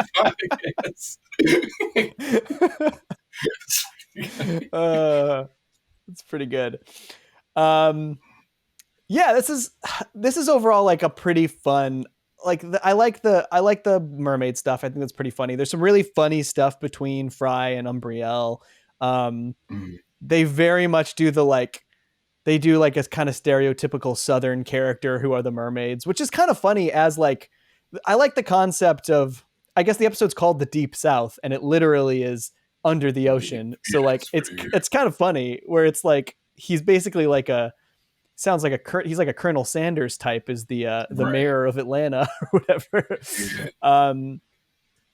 Yeah, it's pretty good. And then like Zoidberg's got the whole subplot with with finding his shell house or whatever, which has a great resolution where it burns down. And it's like that raises so many questions. And then Bender picks it up, he's like, this is where I let my cigar. And he starts smoking it. That just raises further questions. I like that Futurama sometimes will just like, sometimes it's very dedicated to being like scientifically accurate, and sometimes it's just like the joke is that this doesn't make any sense at all. that's okay. Right. Yeah. Pretty good episode though. Yeah. You got any other? Obviously, you had your favorite joke in the whole history of the show in this episode. Anything else about this episode you like? I wrote Family Guy down. Did you write down Family Guy, Tariq? It's because they say Fry says, why couldn't she be like the other kind of mermaid with the fish on the top and the woman at the bottom? And they do that in Family Guy. Lois is rescued by a merman, but it's a fish and he just has legs. And she's like, oh, you're a mermaid? And he's like, yeah, well, he's all right. He says, I wish to make love to you. And she's like, no, you got the fish thing going on. He's like, yeah, but I wouldn't have the penis. And she's like, I guess, but no. So yeah, I can't. God. No matter what I do with my life, I can't escape Family Guy. It's always gonna follow me. I mean, and we won't be able to escape Family Guy this whole podcast, man. Like that show is so filled with cutaway gags that every episode of this show we do, you're gonna think of Family Guy somehow. So maybe that's the meter we should put up, the Family Guy reference meter. Yeah. The honky meter in one corner, the Family Guy meter in the other one. It's really good. I guess we should put the honky meter under me and the Family Guy meter under you. All right, what's the next one? The next one's Bender Gets Made. I think. Yeah, that's right. This episode, Bender joins the robot mafia. That's pretty much the whole premise. It's the whole Act 1 is completely unrelated, which is like them going to the Elzar live show and he blinds Leela. Elzar accidentally blinds Leela, and then he makes it up to them by giving them a free meal. What it turns out that they have to pay for. He cooks them a really nice meal and they still have to pay for it. One thing that really stood out to me is the fact that like that was the whole premise. That was the whole plot point of Act 1 into Act 2 was that Bender is paying off the bill for Elzar. That was like specifically like, this is the crux of the episode. Like this is where we're moving from Act 1 to Act 2. This is the problem they have to solve. And then in Act 2, Bender quits to join the robot mafia and Elzar's like, all right. That wasn't expected. Did you any jokes in this one that like super stood out to you? Hermes says something that like it's a stupid joke, but it caught me off guard. He says he's like listing off his plate. He's like jerk chicken, jerk goat. Like he's like, is there any meat this man can't jerk? It's like Jesus Christ. What are they talking about? That's so good. Oh man. I feel like that's a good one that like probably slipped by the Fox censors. Like the Fox censors did not catch the other meaning there. It's pretty great. Yeah. Overall, I like I like the fact that Fry and Bender eat blast off sundaes every time they they blast off. They eat a whole ice cream sundae. Yeah. I think I'm gonna start doing that every time I go on a car ride. I'm gonna eat a sundae before I jump in the car. Even if you're just like going to the gas station, it's like yeah, I'm in a car. Gotta eat another. Gotta make a sundae before I go. I also liked Bender changing his setting to like British to try and throw off his voice so that they didn't understand him, which is pretty good. I like I like your attitude and I like your new accent. yeah, it's good. Yeah, this is a funny one. And I also like at the end when Tinny Tim brings him the money and he just kicks his crutch out. He kicks the kid's crutch out. It's really rough. You see like the screw like pops out and everything. It's like Jesus Christ. Yeah. Dude, that poor kid, Tinny Tim, who I think was introduced in Xmas Story, and they keep bringing him back. Right. He gets just the crap beaten out of him. In fact, actually in the very next episode, maybe this is a good way to move on to the next one, 214 Mother's Day. In this episode, Mom triggers all of her robots to basically take over the Earth. They all have she has like a fail safe on them to change their primary functions to destroy the Earth basically. But there is a scene early on where they're bringing Mom all of the gifts for Mother's Day, and they're putting them all on this conveyor belt, and Tinny Tim comes up and he puts something on the conveyor belt, and as he's standing there, the Crushinator comes up behind him and just straight up crushes Tinny Tim. Right. That's actually my only note. I wrote, we see the Crushinator again, because I never realized how often the Crushinator shows up. Dude, she's a favorite. Second episode of the show. She's in the second one, and she's in it a lot. You don't see her other sisters, but you see the Crushinator. Yeah. She has a great name too. I think there are some really funny jokes in this one. Overall, I'm not super high on this episode, but there are some I actually have a lot of notes for it because there was just a lot of stuff that I noticed about it that were pretty cool. There's some jokes I love. For one, I love when they're at the robot museum with the wax robots. And Fry thinks that the robot who's made of wax is actually like a wax robot. He goes, Is there some reason a robot made of wax can't take a nap standing up in the middle of a bunch of wax robots, or does that confuse you? It's just the most contrived situation. It's so good. And it's like an incredible delivery from John DiMaggio for that character too. That's really good. But this one has like a ton of cool robot characters in the backgrounds too, because obviously they're just filling it out with all these robots. There's I noticed there's like a really cool old timey piano robot, which is just, I don't think we ever see him do anything. He's just in the background, but I like all of the things they figure out to make into robots when they're trying to fill out the greeting card was cool. That's technically that is a robot. That makes sense. I also loved there's a great Fry line when they're when all of the robots are acting out and they can't do anything, there's no part of their regular lives that they can resume properly. And Fry says, back in my day, we didn't need a mechanical washing unit to wash our clothes. We just used a washing machine. Perfect Fry. This one also introduces that they tried to introduce this idea that like they don't have wheels in the future. And like they're like everything hovers, so they don't have wheels, so like that's what we've invented like in this episode. But if you look back, like there's a billion wheels over the first like season and a half. There's so many wheels in the show. When they it's a couple episodes down, but Bender turns into a car with wheels. Yeah, exactly. It's this season. Yeah, even in a few episodes ago, they had a car from the 20th century. Right. And in this one, they're acting like, what's a wheel? We've never seen a wheel before. So stupid. It's one of those rare pieces of one of those rare massive failures in continuity, but oh well, it's still pretty funny. Yeah. There are a lot of lines in this one I like. Like, I also like they got cut to a news report and Morbo just says, and that's why the third graders at PS 139 are Morbo's vermin of the week. I like that Morbo just has like some beef with some third graders somewhere. Right, yeah. It's not a real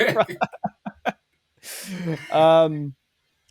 Yeah, like I feel like most of the things I liked about this episodes were like jokes and offhanded references. Like there's a do the right thing reference, which is funny. Like there's a scene where a trash can robot breaks the window of a pizzeria, and it's shit. Sal's Pizzeria. It's Fuck. like it's Why just, did I not? Yeah. I didn't even notice.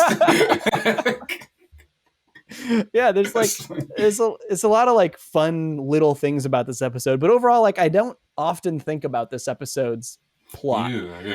Yeah, it's kind of a forgettable one overall. About it, I either think about the greeting card or I think about the all the stuff at the end with Professor and Mom. Right, and this is kind of the first one that hints that they have like history together. Which does kind of continue throughout the rest of the show. So that is kind of important for the like history of those characters. Right. But overall, yeah, this episode is like, it's not not a standout one. It's even though like I've just listed a dozen things and I'm like, this is cool and this is cool and this is funny. But overall the premise is like, but I guess that's kind of like what's great about some of these early Futuramas is even the episodes that aren't super memorable have really good stuff in them. It's fun. But I think this one is really important because we talked about it on the last episode, but the last time we saw Mom was the first time, and it was only indicated to us that she was the villain. Right. But this is the one where everybody else figures it out. Everybody else is kind of like, wait, what the hell is she doing? Like, kind of thing. And they don't That's a good point. The rose-tinted glasses are off and everything like that. So I do think it's an important one when you think about just the grand scheme of the show and what Mom ended up meaning to the show. But like, yeah, as far as it on its own, yeah, it isn't a standout. I do like Professor's when they walk in, they look at all the clothes. He just says, "Oh yes." I like any of those just like weird, like little offhanded comments from the professor are such good. It's just such good Billy West delivery every time. It's like, yes. But then we come up to 215, the problem with Popplers, which I consider to be like a quintessential classic episode. This is one that I just like always think about at like early on. This was like, I think as a kid, this is in particular, this was for sure one of my favorites. And it just like when I think about Futurama, I think like I often think about this episode, especially early stuff. It's so in this episode, the crew discovers some like weird, tasty popcorn shrimp looking things in the ground on a planet, discover it tastes really good, and then start bringing it back to Earth to sell until they learn that it is alien children that they're eating and selling to Earth. Which like in general, just that's a good, funny sci-fi premise. Kind of combining something as mundane as like fast food with alien sci-fi concepts, which is fun. How do you feel about the problem with Popplers? Nah, I kind of have a similar relationship. When I think about Futurama, I do think of this episode. I just hadn't seen it in years. And in not seeing it in years, I don't know how, but that song always finds its way into my head. And I haven't seen this episode in a really long time. But that song, I memorize all the lyrics and I know it. Dude, same. I do too. I was going to bring that up. I was going to bring up that I know every word to that song. I guess we should record. We should record a cover of it and release it. We should just put that in the front of this episode. If you've made it this far, you've probably heard it already. We've recorded it. It's right. It's in the beginning of this episode. All right, let's do it. Let's record it. We'll record it separately, and then we can mash it up and put it at the beginning. Yeah, we'll even do the Fry and Bennett thing where they get in the booth and they. Oh man. This episode also introduces the first of the waterfall family. Do you ever recognize this through line in the show? Mm-mm. So the hippie who is protesting the eating of Popplers, Free Waterfall Jr. Okay. He's played by Phil Hendry. This is going to blow your mind if you didn't realize this. Okay. There are 5 members of the Waterfall family who show up later in the show in different episodes. And this is the first one. And so at the end of every single episode with a Waterfall family member, they die somehow. So at the end of this one, he gets eaten by a lure. And then in the next one, it's the bird bot of Ice Catraz. And it's Free Waterfall Senior, who's the guy who's like having them kill all the penguins. And then in A Taste of Freedom, the lawyer who's defending Zoidberg for eating the flag is Old Man Waterfall. Oh my gosh. and then in the 4th Futurama movie, the like feminist protester is Frida Waterfall. And at the end of the episode, the twist is that, spoilers for the last Futurama movie, skip ahead if you don't want to hear it, is that the character Hutch, who's part of the Legion of Mad Fellows who like reads thoughts with Fry, is Hutch Waterfall. And so like they did all, it's like this weird subtle through line for all through Futurama up through the 4th Futurama movie, where it's, I know I brought it up in a video recently and I got so many comments that were like, I can't believe I didn't realize that this like waterfall thing was throughout the whole show. But it's really funny. And they even started like really calling it out at the end of the second one. After Free Waterfall Senior dies, like literally you see Old Man Waterfall run up in the background and goes, "I'll avenge you, son." And so they like started calling it out. Yeah.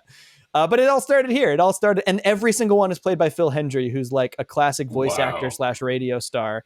Yeah, it's really funny. Just like a weird, tiny little thing that apparently only some Futurama viewers noticed even. Yeah. But yeah, I like this episode a lot. I think there's so much funny stuff in this episode. I think anything that really features Lur and Indinda is pretty funny. I liked them like trying to trick Lur into eating the orangutan. It really does work. Yeah. And then I like even just like the small little things when that's happening, like he's putting all the salt on it and Inda's like, "Do you want some human with your salt?" Yeah, this is a good one. Like it's got Zap. Zap's featured pretty heavily in it. Yeah, I think it's a good one. What do you got? You got anything that stands out about this one for you? This is the first time I'm pretty sure this is the first time they do first names, and they do it in a really clever way because I've always remembered it because of how they do it here. So that's what I think is really clever, is that it sticks with you. They say they're on the news, Leela's on the news, right. They say Taranga Leela, and Fry says Taranga, and Amy goes, "That's her name, Philip," and Brenda's like, "Philip." Yeah. You just so gotta figure out their names like that. It's a good way to introduce those ideas and then also get a good joke out of it. It's a really funny moment. Yeah. Yeah, that's good stuff. This one has I don't even know. It's not even a joke. It's just like a funny, like it's like a brother sister thing almost. It's like something you would do with your siblings, where they're about like they're about to get eaten, and Fry says, "It's not the getting eaten alive thing that I can't stand. It's the weight that I can't stand." And Leela says, "That's stupid." That's stupid. It is stupid. Yeah, get it over with already. Oh man. I also love that the thing where Leela's supposed to get eaten by Lur is televised, sponsored by Fishy Joe's, and they're advertising walrus juice. Like I love right. I love the I like that the reporters the reporters like it's like the suspense is palpable. Brought to you by Fishy Joe's. Ride the walrus. Like they're still shilling for Fishy Joe's as like she's about to get eaten by Lur. So dumb. I love this episode though. This is like I think this is a classic one for a reason, and yeah, it's really good. All right, let's move on. Let's move on to the Anthology of Interest I, which is the first. Obviously, by the title, you can tell it's the first anthology episode, where they ask the what if machine questions. I like these wraparounds with the what if machine. I think those are really funny and a fun way to frame these. And I wish that they had done more than two, because after the second one, they start doing anthology episodes still in the revival seasons, but none of them have wraparounds. They're all just themed, and they don't use the what if machine anymore. And I guess that's kind of like kind of like The Simpsons, where early on they would have wraparounds where they're like writing who's telling these scary stories that are actually the Treehouse of Horror stories, and they kind of abandon it. But I don't know. I think these two anthology episodes stand out way above the later anthology episodes, save for maybe one of the anthology episodes in the revival seasons that's really good. But yeah, I love this one. I think these are really fun. They're not like my favorites, but there's like, it's hard to judge these the same way. It's like those Treehouse of Horrors where you almost judge them based on each individual story versus as a whole episode. Right. Because I feel like the Leela one is the strongest one, like by far. Yeah, that's a good one. I do really like the Bender one. I do think that one's really fun. But my least favorite one is the one with Fry. I think that one is also the least. I think it's the worst story of the three, but I also think it has some really funny stuff in it still. It does. Like it definitely does. All that stuff with Stephen Hawking, he's really self-observed. I call it a Hawking hole. I call it. Like, all that stuff is really good. Just stealing stuff from Fry. I think it speaks to what we were talking about earlier when we said that, like, it'll be cool to see Fry's normal life. And it's not to say that I don't appreciate what they did, but they ended up going a route where they're just like, oh, this was fated to happen. This was supposed to happen. Like, he was supposed to go to the future. So if he doesn't go, it will, like, pull a rip in the space-time continuum. Like, I think that's a clever way to go about it. But at the same time, I don't know. I kind of felt like I was like, damn, they could have. I want to see him get trashed on Listerine. Opportunity to flesh out his home life, I guess. Yeah. Let's see him get trashed on Listerine instead. All right. Yeah. Exactly. I will say though that like that last story has has a ridiculous lineup of guest stars, because that is actually Stephen Hawking, that is actually Al Gore, that is actually Gary Gygax, and that's actually Nichelle Nichols. Like all of them are the actual people, and it's such a crazy like array of different people. And even like when they recorded this, like this had to have been, I think this was literally when Al Gore was running for president, and he took the time to record Futurama for them, which is so funny. And he gives a good voice performance too. Al Gore is really funny in these. Yeah, no, he is. Yeah. He's really good in these. I also just wrote down Finglongerer because I think the Finglonger is the stupidest, funniest thing. Oh, it's so funny. And then he didn't even fucking invent it. He didn't invent it. Yeah. That's the best. That's such a good end to the wraparound. Is not only is all of the what ifs were in a what if. Right. So, and he sat and watched them all. And like that's but what gets me about it is that like he wanted to see what life would be like if he invented the thing longer, but that's just what your life is. You're just showing people the invention you're already on. It's not any more interesting, but he's still just like a man can dream, can't he? It's so stupid. It's so funny. So stupid. It's the first Scruffy. I was waiting for Scruffy this whole time. Oh, is it? Yeah, Scruffy, this is the first Scruffy. Leela's segment, he like, who are you? I'm Scruffy, the janitor. I've never seen you before. Never seen you before. That's so good. That's so good. All right, we should probably keep moving on. We got a few more to cover here. 217 is war is the H word, which Fry and Bender basically go to war because they enlist in the military just to get a military discount to save money on gum, which is very stupid. This is a pretty funny episode overall, though. Like, I think one thing this episode has going for it is lots of Zap Brannigan, lots of Richard Nixon, and those are two very funny Billy West performances. So anything with them is automatically going to have some funny stuff. There's a lot of ball stuff in this one because they fight the balls at the end. They fight those balls, and they just every chance they got these balls are making me testy. They call it when he says I guess he's saying like, oh, we're all gonna die, but they say like we're gonna have a bunch of body bags and ball sacks. And it's like, fam, come on. That's so good. So this one did have some funny jokes in it. Like, it had the whole part where like we as the audience know that like, oh, that's obviously Leela disguised as a dude, and they kind of have Lee Lemon like showing a little bit of like interest in Fry, where like I like there's that joke where Lee is asking Fry, who's like, Fry's like, I got someone I'm interested in back at home. He's like, what's she like? Like blonde, Cyclops. Yeah.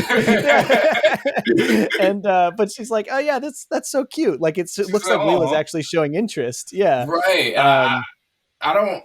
That's what's cool about watching these in order is that like there is a point where Leela is kind of just like turned off and just like, because I remember all of the rejection, like it happens. Right. And number one, I didn't realize. I guess that stuff went on for a shorter period of time than I remember. Because I always kind of saw Fry as like trying to get with Leela, but like we're second season in and he's really only tried to ask her out once. Yeah. It feels like it's kind of a season 3 and 4 thing where that's like a bigger focus. Yeah. Right. It's like I said, it's interesting to watch it like in this order and like see all of that play out. Yeah, I feel like for sure a lot of these episodes are just going to be me. I've latched on. I feel like I might every time we do a show, I might latch on to something else to figure out how did they implement it. And this is the thing that I'm latching on right now, just seeing how they do it. I wrote down one other joke that I loved in this episode, which is when Leela is like outperforming every other member of the army, and Fry goes, "Whoa, did you see that guy? He makes Speedy Gonzalez look like regular Gonzalez." So stupid. It's really good though. Yeah. Overall, I think and then the other thing I love about this episode is like Bender's list of words. Bender's right. Yeah. And there's like, I don't know. He has like this video on his tablet, which I give him, man. They did a good job predicting that because there weren't any tablets back then. That's true. That was pre-tablet. Definitely shows him a tablet with all of that on it. That's true. It's pretty good. I like that his second most used word is daffodil. Daffodil, and that they had him use it a bunch in the episode too. They like specifically made a point to have him say daffodil. And they say that his least said word is antiquing. Antiquing. Antiquing. That's great. All right. We're coming up. We gotta keep moving. This is getting pretty long at this point. But let's move on to the honking. The honking. Bender becomes a werecar. That's the premise of this episode. Right. This is a weird episode. It's like very supernatural, but they still kind of try to blend in that sci-fi aspect to it.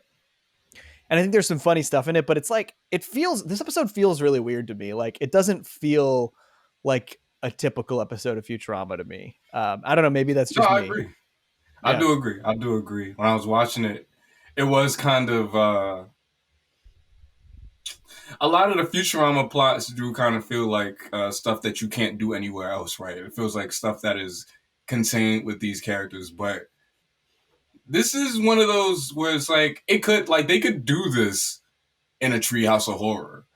Like right. they could do this on a lot of different shows. They do something kind of similar on a regular show.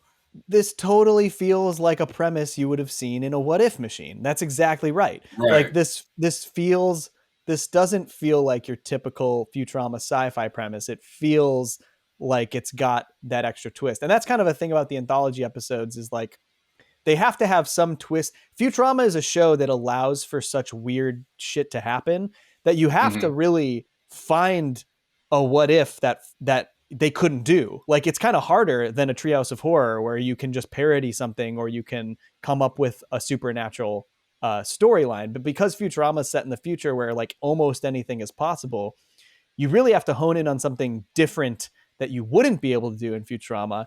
And the werecar thing feels like it should have been that. Yeah.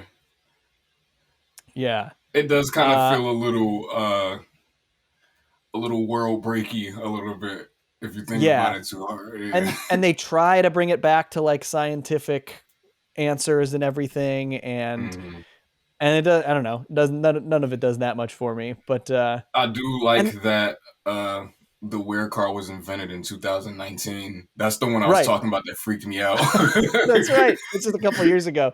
I like that. I like when Calculon's talking about how he's been all of history's greatest acting machines, and he says David Duchovny is one of them.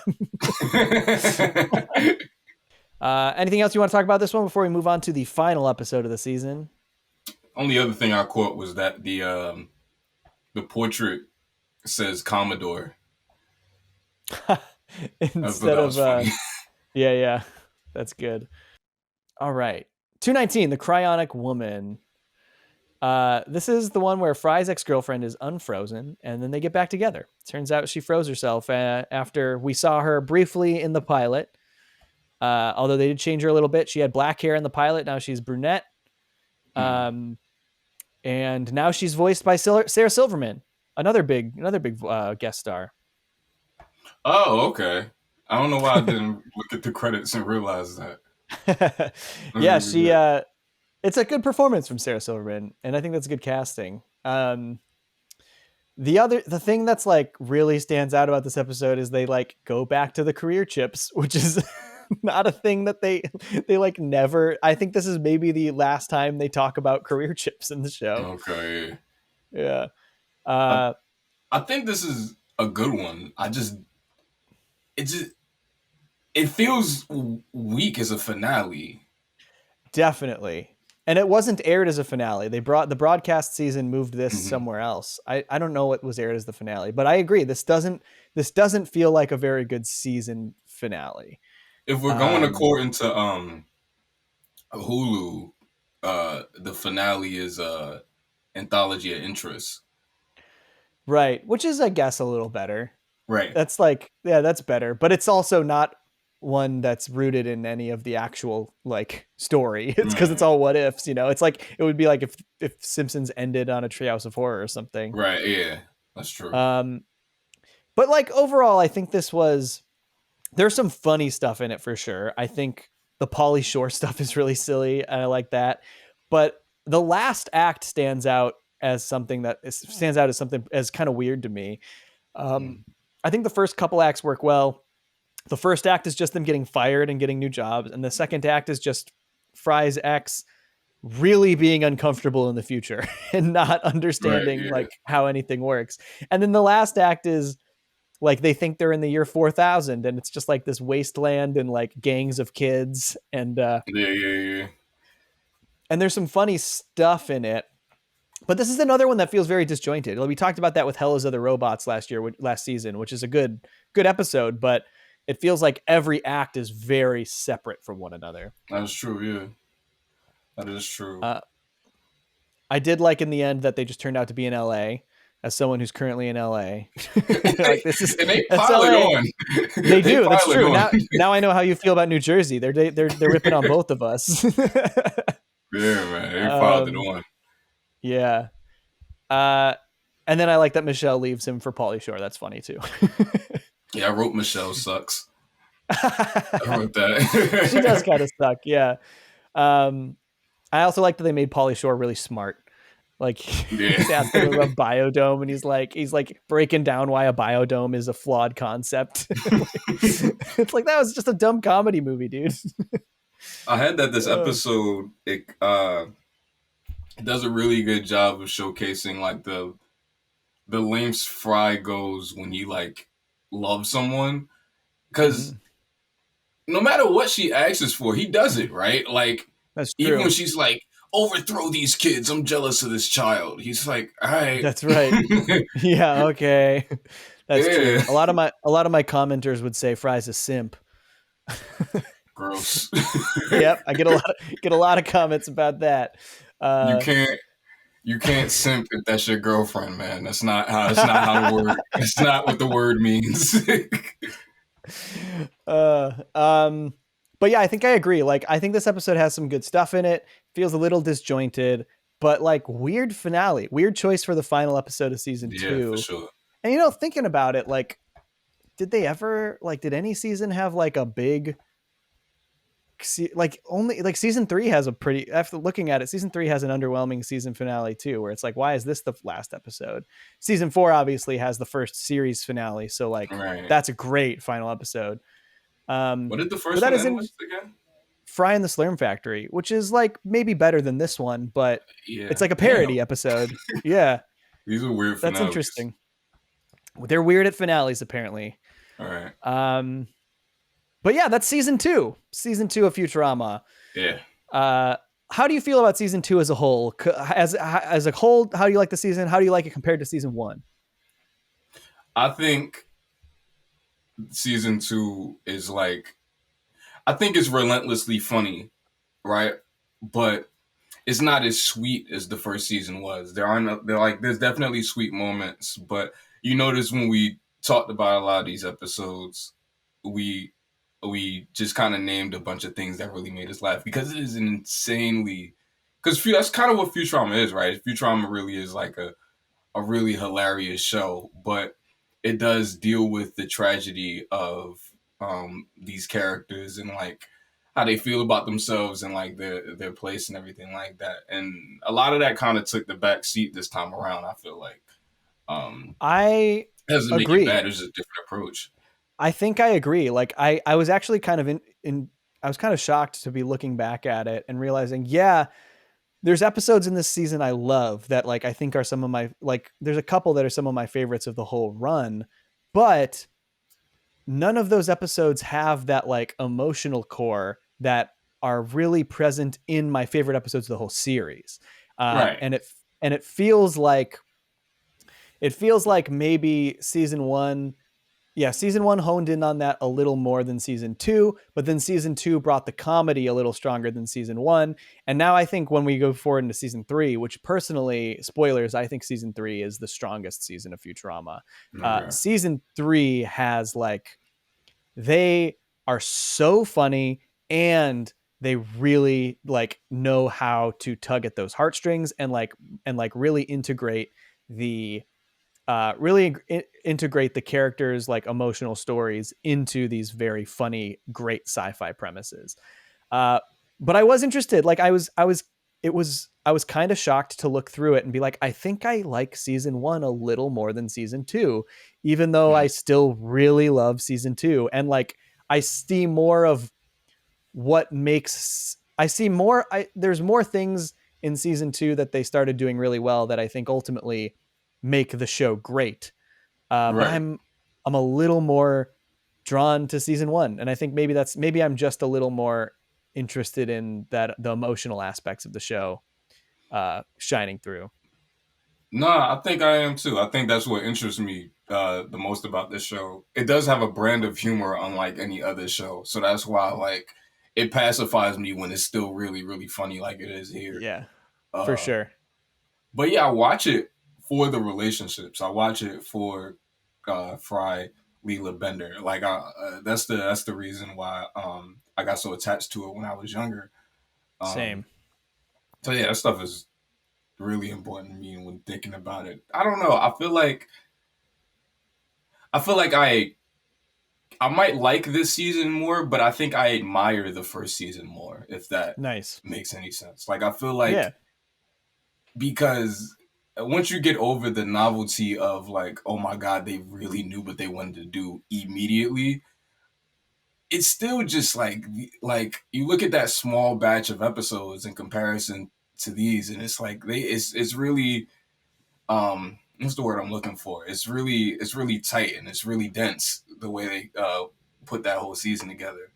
Yeah. So I admire everything they did there in that regard. It does feel like maybe this season is a little more of a well-oiled machine. It feels like it's firing in all cylinders more often, but it doesn't. Yeah, that just there's certain. It doesn't feel like it falls back into those things that, like you said, I admire more about the first season. It doesn't do those as often. Right. But it's good. It's like we're comparing two pieces of gold and which one's shinier. Right. Yeah. All right, let's do our rankings. Let's wrap this out. I'm gonna go bottom to top. All right. 19, the honking. 18, the cryonic woman. 17, raging bender. 16, bender gets made. 15, Mother's Day. 14, I second that emotion. 13, the lesser of two evils. 12, the deep south. 11, war is the H word. 10, put your head on my shoulders. 9, a clone of my own. 8, why must I be a crustacean in love? 7, Anthology of Interest I. 6, a Bicyclops Built for Two. 5, ahead in the polls. 4, Xmas Story. 3, Brannigan Begin Again. 2, The Problem with Popplers. And 1, How Hermes Requisitioned His Groove Back. Oh man, last time we had some that lined up. Ours are all over the place this time. All over. That's yeah. that's the thing about this show though, is like it's great and people like it for different reasons, and like I'm probably hear your list and I'll probably be like, yeah, that makes sense. That sounds right, Because I think it was hard to do this. This ranking. It was harder than the last ranking. There's more of them. Yeah. And like we said, it doesn't have the emotionality that the last season had. So that's kind of your cheat, depending on who you are, of where like episodes can go. But it doesn't really have that. So now you're just kind of going like, okay, did I laugh more here or there? Yeah, for sure. All right, what you got? All right, 20. 20. No, there's 19, right? Yeah, what did I do? Oh, I skipped the number. That's my fault. Okay. 19, Raging Bender. 18, War is the H word. 17, The Cryonic Woman. Okay, I mean, wait, what? Yeah, okay, 17. All right. All right.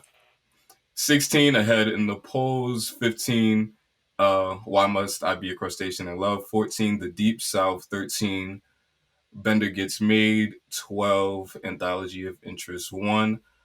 11, A Clone of My Own. 10, Mother's Day. 9, The Honking. 8, Brannigan Begin Again. 7, Xmas Story. 6, I Second That Emotion. 5, The Problem with Popplers. 4, How Hermes Requisitioned His Groove Back.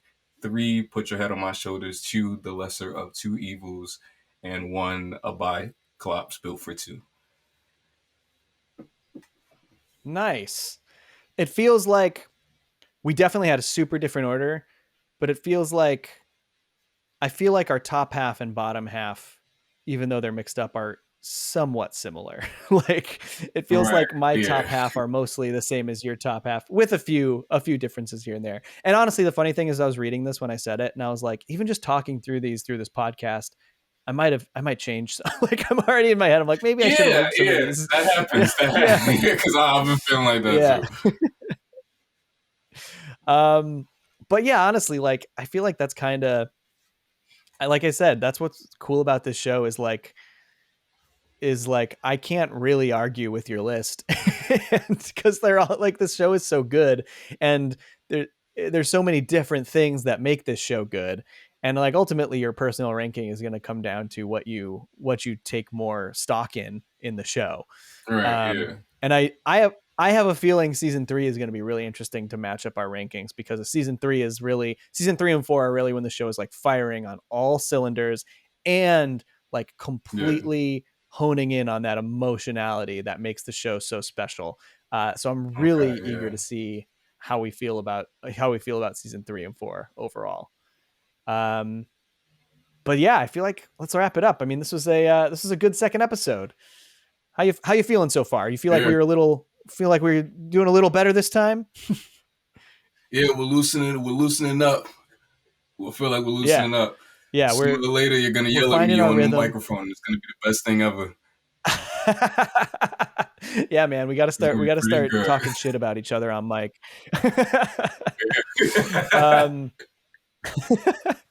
All right, what's the stuff you have to say at the end of a podcast? I gotta used to this. Could you guys like rate, review, and subscribe? I think that helps us. Rate it on iTunes, review it, all that stuff. If you're watching on the YouTube channel, subscribe and comment and all that business.